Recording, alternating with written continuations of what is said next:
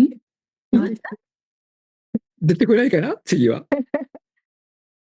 DS ディープステートの例言を取ってくださって、黒幕として出てきた方が、ヒットラーさんとボリス・ジョンソンさんと、オバマさんだっうん。たんですけども、内山さんの最初の解説で、DS のスタートはアメリカと中国から発生したんだよって最初にはおっしゃってたんですけど、あ、ただ、ジョンソンさんがね、イギリスが何でもスタートだって言ってうん、たんで、うん、うん。そこの違いを知りたいです。はい。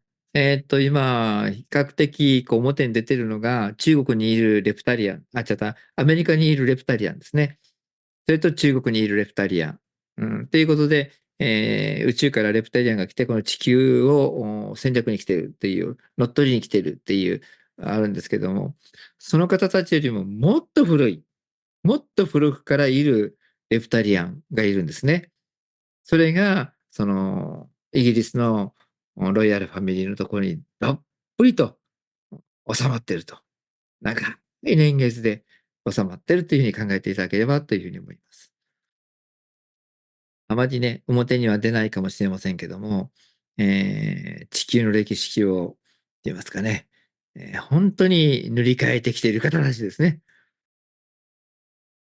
自分たちで作ってきたって言ってもいいかもしれませんけど、戦争の歴史を作ったと言ってもいいかもしれませんけどね、人類の、神仏の教えに対して、その神仏の教えをねじ曲げていった方たちが、そのところにおられます。これは計画ももう本当に何千年っていう長い、長い、長い、本当は何万年ですけどね、すごく長い年月をかけて、この地球に、はびこっている方たちですね。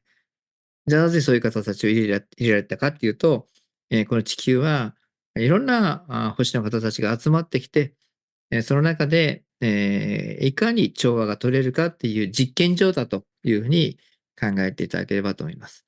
そういう地球を乗っ取りたいような人たちも含めて、みんなで調和をするにはどうしたらいいかというテーマに対して、主は愛の教えを説かれているんですね。愛の教えを説くことによって、その相反する考え方の方たちが、融合することができ、調和することができるということでやっておられるのがこの地球ということです。ですから、まあ、地球の初期から、この人類がね、出てくる時の初期ぐらいからいた者たちのグループというふうに、まあ、その後もね、何べも来てるんですけどね、まあ、かなり古い人たちだというふうに考えていただければというふうに思います。イギリスがスタートだったんですね、レプタリアンの始まりは。いやいや、もっと古いですよ。もっと本当に歴史ずーっと古いけど、今の残ってる中では、まあ、イギリスっていうふうにところで今、そっか。もっと古いんですよ。もう古いのがいっぱいあるから、もっと元は違いますよっていう方がおられるかもしれませんけどね。うん。はい、わうん。かりました。ロスチャイルドさんが最近亡くなられたんですけど、そこはい。との関わり、つながりっていうのはどうなんですか？まあ、もう繋がってますね。完全に。うん。まあ、ロックフェラーもですか？ロックフェラーさんはちょっとごめんなさい。見てませんけども、ロスうん。チャイルドさんは間違いないですね。うん。うん。どんな風につながってるんですか？DS とあ、も。もう うん。DS のもう本当に中心的なうん。立場として、まあ、リーダーのうちの一人ということで動いておられますね。うん。うん。そういうふうに考えたらいいかと思います。あの、難しいんですよね。非常に霊的に、まあ、この世的に見たら非常に難しいのがあるんですけども、霊的に見ると、いろんな魂がいて、ロックフェラーというの体を利用して、いろいろ入れ替わるっていうふうに考えていただいたらいいかと思います。ウォークイン。ウォークインですね。はい。ですから、例言取ると、その中でいろんな形で出てきますんで、まあ、写真でね、パチッと撮った瞬間しか、なかなかこう、見れないっていう形になりますけどね。表意とは違うんですか？憑依とね、ウォークインとは、まあ似たようなもんですけどね。似たようなもんですけども、まあ、いいものをウォークインっていうのかな、悪いのもウォークインって言いますよね。まあ、とにかく完全に追い出して、計画的に入ってますね。まあ、ゼレンスキーさんもね、やられてますね。春日さんは大丈夫ですか？ウォークインされてませんか？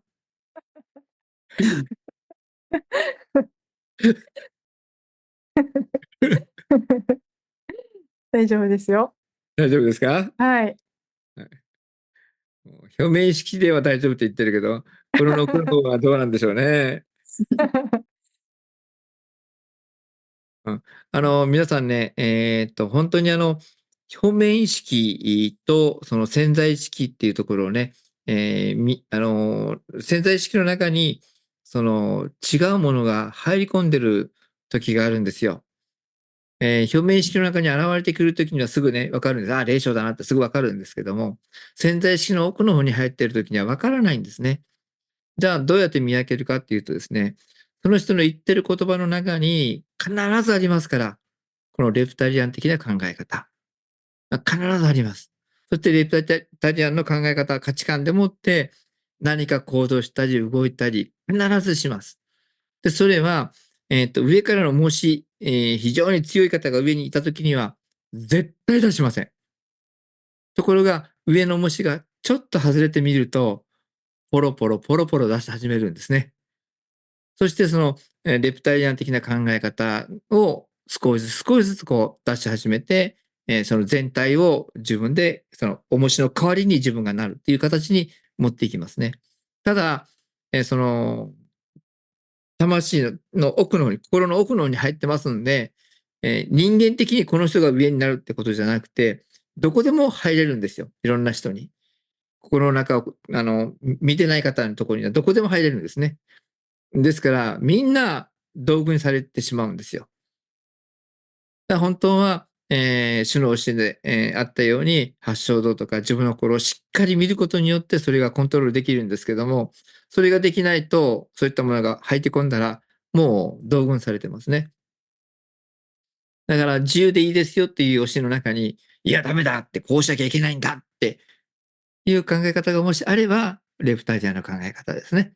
まあ、そういうふうにして見破っていただければというふうに思います。話がちょっとずれちゃったですかね。わかりやすかったですかね。ありがとうございます。わかりやすかったです。うん。今日新しい話を聞きました。あ、そうですか。ありがとうございます。他にはい。何かありますか？今のその話がすごく興味深かったです。うん。潜在意識に入り込まれている。そうです。あ、ウォークインっていうやり方が、もう明らかに三次元的な、意識まで取ってしまうっていうやり方と、その潜在意識の中に入り込んでいって、その表面意識のものに分からないように、動かしていくという。非常に巧妙で非常に頭が良くて、非常にねちっこいやり方です。ですから本人が気がつこうとした時にはスッと抜けるんですよね。スッと抜けます。で、また油断している時にスッとまた入れますね。じゃあその本人はどうしたらいいかっていうと、自分の今日一日全体を通してどうだったかとか、一週間通してどうだったかとかね、自分の言ってる言葉とかやってる言葉はどうなんだろうと。別に思ってることは表面意識ですから、見てもわかんないんですけども、行動とか言葉に出したことはどうなんだって見てみると、一日をどうやって生きたかとかいうところをね、見てみると、意外と自分が気がつかないところが見えてくるんですね。ですから、主がね、八正道っていうところでやられてるんです。で、じゃあなぜそういう難しいことをね、教えてくれて、いるかっていうと、その上に立った人たちっていうのはそういうことが本当はできなきゃいけないんですね。できなきゃいけないんだけど、頭で考えるもんですからできないんですよね。分かったつもりになる。分かったつもりになったもん、そこでもうすでに、転げ落ち始めるんですよね。うん。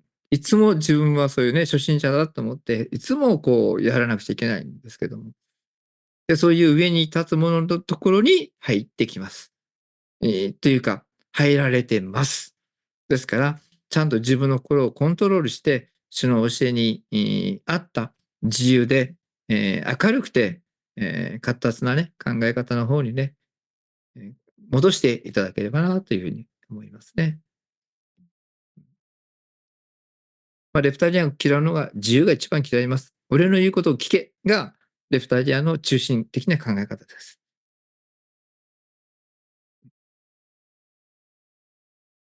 いいですかね。自由を履き違えてました。自由って責任を伴うわけだから、あんまり自由にやりすぎちゃいけないって思ってました。なので、自由すぎるのはレプタリアンの思想なのかと思ってました。心ってのは自由じゃないですか。その心を縛る者がいますよね。うん、で、自分の魂が向上する方向でいくと、自分の心をコントロールすると逆に自由になります。すっごく自由になります。コントロールできないと何か不安になったりとか、怖かったりとか、今みたいにやっちゃいけないというふうに思って自分を縛っていくんですね。うん、で、向上する方向にね、行っているのをね、確認しながら、心を自由にね、やっていただければなというふうに思いますね。うん、自由を縛るのはレプタリアンです。奴隷にしたいわけですから。自由にすると注意されるんですけど。その自由っていうのは何を自由って言います？その自由のレベルですね。うん、輪をうん、乱したりとか。そうです、そうです。輪を乱したっていうことで、怒られるんですね。じゃあ自由っていうのは心の自由なんですね。心の自由ですね。一番に言えるのはね。うん。うん、だって生きてたら自由に生きれないじゃないですか。何かご飯食べなきゃいかんし。うん。息も吸わなきゃいけないし。うん。一日中ね、起きて仕事したいんだけど、寝なきゃいけないでしょ。不自由ですよ。もうこの体に入ってるだけで不自由ですよね。自由に動けないし、飛べないし。ねえ。もうね、音量にもなれないし。いや、違うか。うん、でも本当にこの体に入ってるだけで不自由ですね。でも心は自由であれっていうところですね。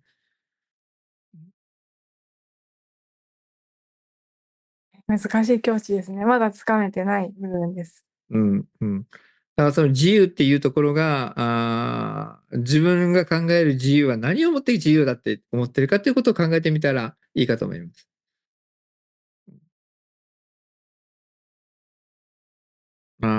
世の中の調和を目指す方向に行くと、それはこの世的な自由を束縛されますね。この世的なものとかね、いろんなものが、なんていうかな、うん、いろんなね、その基準があると思いますね。その基準で自由っていうのは変わってきますんで、そこをしっかりね、いろんなレベルの自由があるんだって、いろんな基準の自由があるんだってことをね、いろいろ見ていただいて、その枠組みみたいなのをね、見ていただきながら、自由っていうののこの深みっていう、高みっていうかな、それを見つけていただければなと思いますね。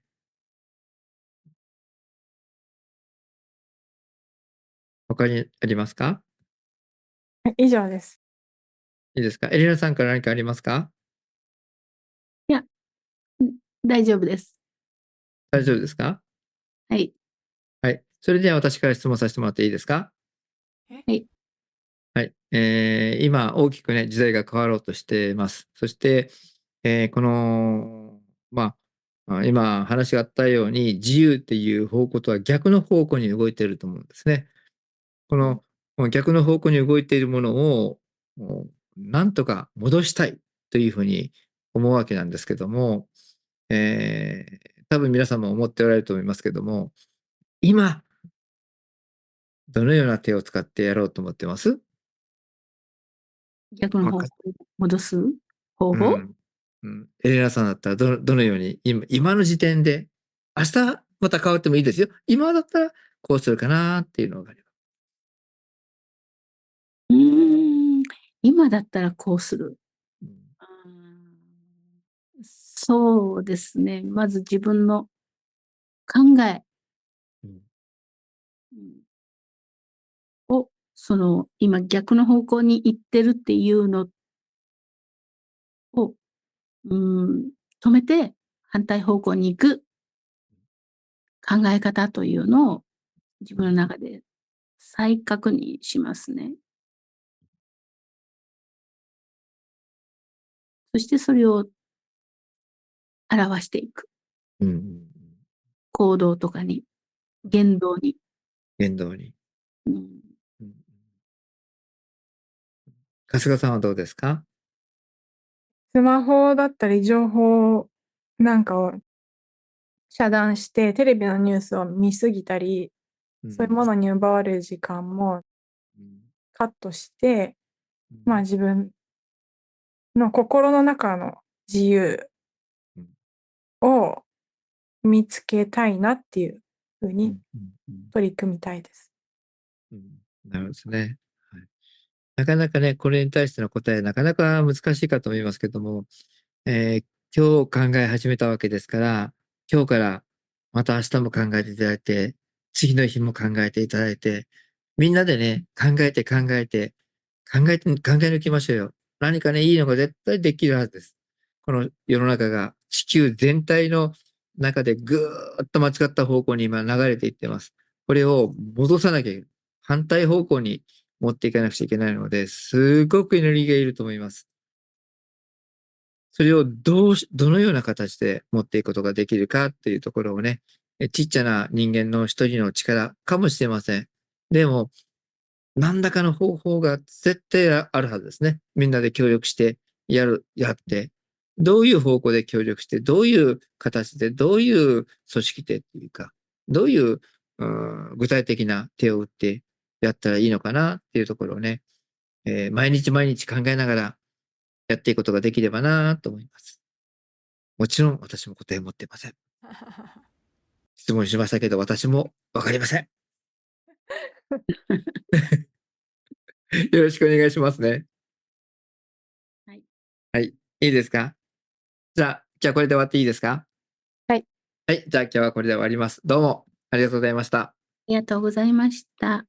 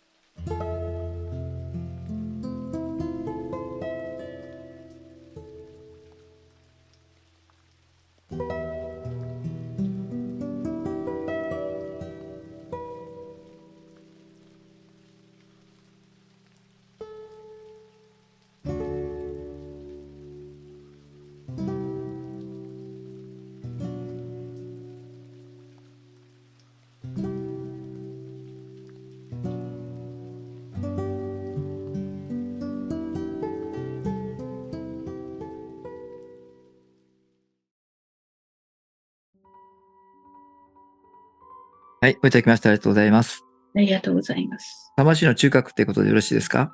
はい。私、ベガから参りました。ベガからね。はい。あなた様からなんかお言葉と、そしてできれば会話もお願いできれば助かります。まず。はい。お言葉からお願いします。本来の輝きを取り戻してほしい。もっとあなたは生き生きしていいのよ。もっと自由で。もっと華やかでいいの。そうそう。いただきましてありがとうございます。はい。今体調どうですか？あんまり良くないですね。それ霊的なもんですよ。病気でゆっくりしてるうちに自分に素直になって自分のこと見てみよう。あなたはね、神や仏の子なの。合唱してみてください。はい。天上界の大いなる神仏の方々よ。どうかこの方が天上界にいた時の姿を表していただきますようお願いいたします。光でもって今の暗い心を少し、外して、本来の姿を示してください。お願いします。光よ、光よ、流れる。光よ、光よ、流れる。申し訳ない。大いなる使命があるから、新しい使命をね、今まで気がつかなかったと思うから、やろう。病気治すから今から。悪かった。あなたの場合はね、外見はね、強そうに見せてるんだけどね。